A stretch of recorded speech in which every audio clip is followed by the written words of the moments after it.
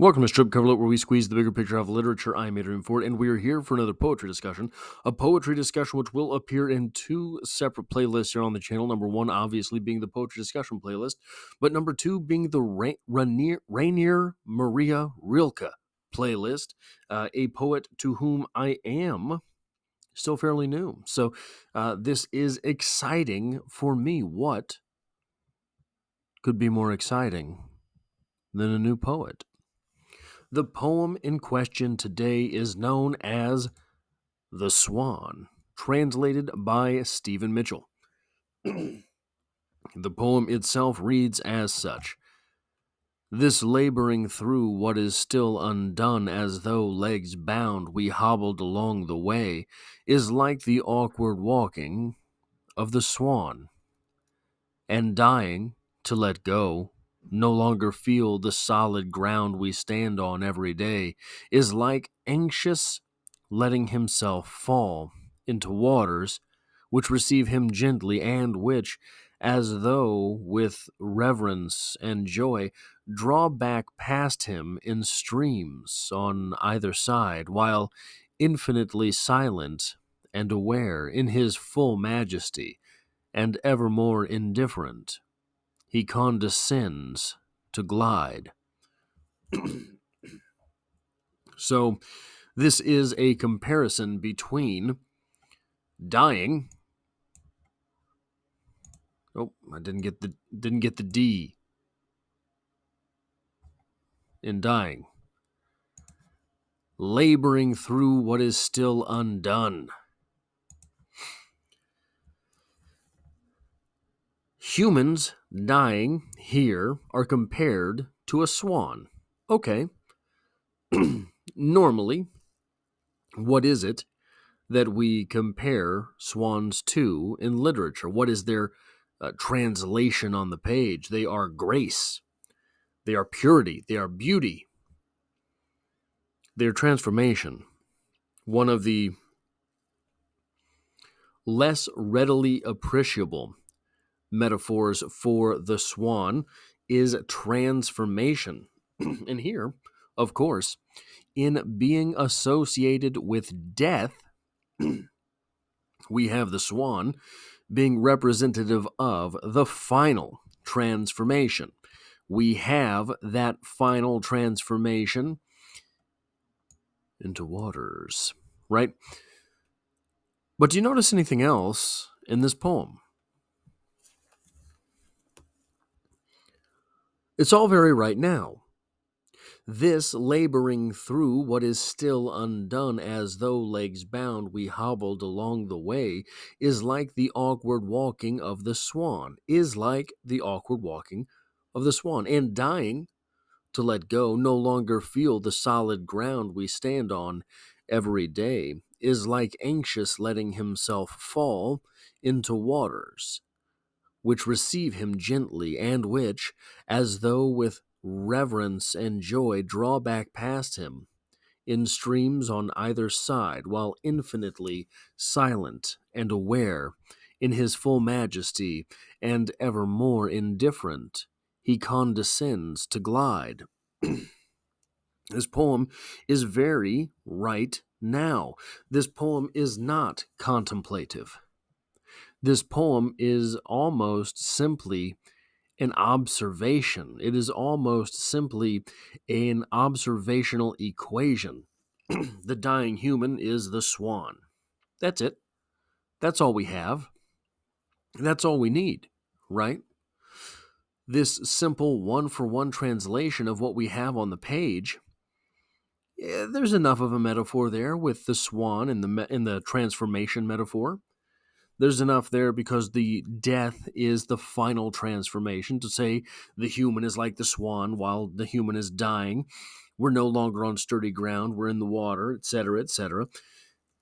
That's enough, wouldn't it be? But I want to ask you a question.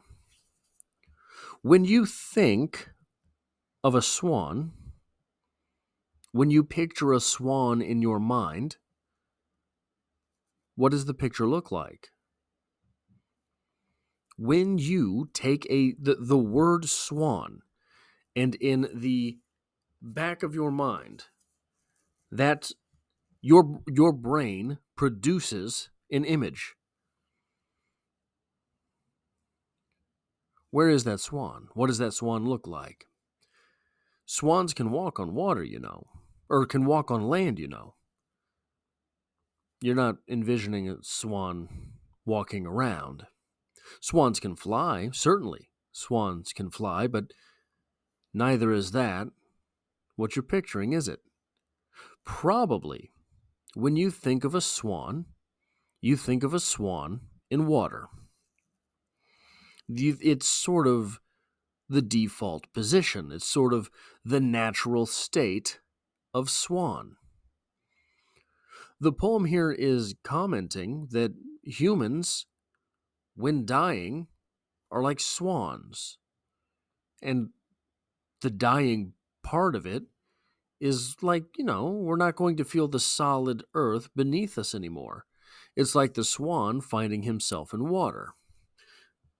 The swan finding himself in water where we pretty much only imagine the swan, his default position in the water. Does this mean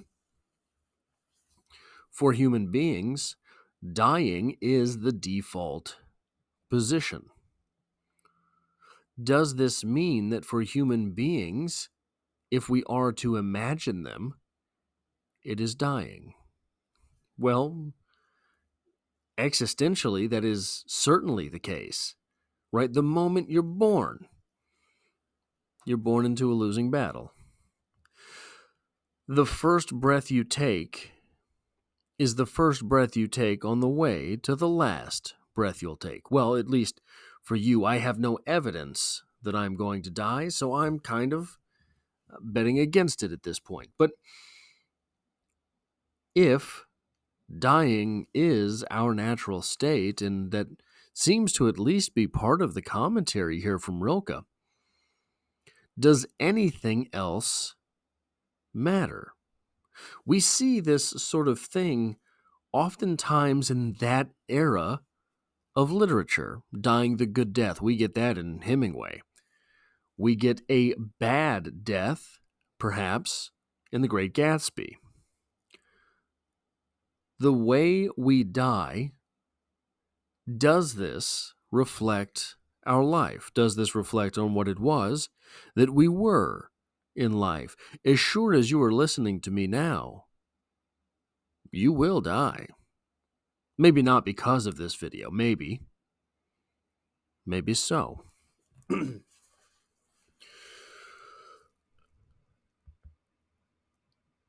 If we are to think of human death in the way that we imagine swans swimming, to say that death is our natural state, is to make that thing inexorably linked to the meaning of life. If your death is linked to the meaning of your life, how should you spend your days? Each day is one closer to none left. Each day is one closer to empty. We don't like to think about it that way, do we? We don't like. So I read a book. It's from Sam Harris. I can't remember if it was Free Will or Waking Up. One of the two. I had never heard this before. Apparently, it's a big thing in meditation circles. If you have children or a niece, or I have a niece, right? I don't have any children. That's why I mentioned that specifically. But if you have a loved one that is younger than you, someday you will have picked that person up for the last time. The book mentioned if you're a father, you'll have picked your son up for the last time. You will never know when that day is. And probably you will never remember the last time you picked up your child. Something as meaningfully definitional to parenting as picking up your child. You will have done it for the last time. You will never do it again, and you will never remember the last time that you did it. That's terrifying. This is, I think, the same metaphor that we are getting here in this poem. Our natural state is dying. Our natural state is there will be no more. How's that for a pretty poem named after a swan?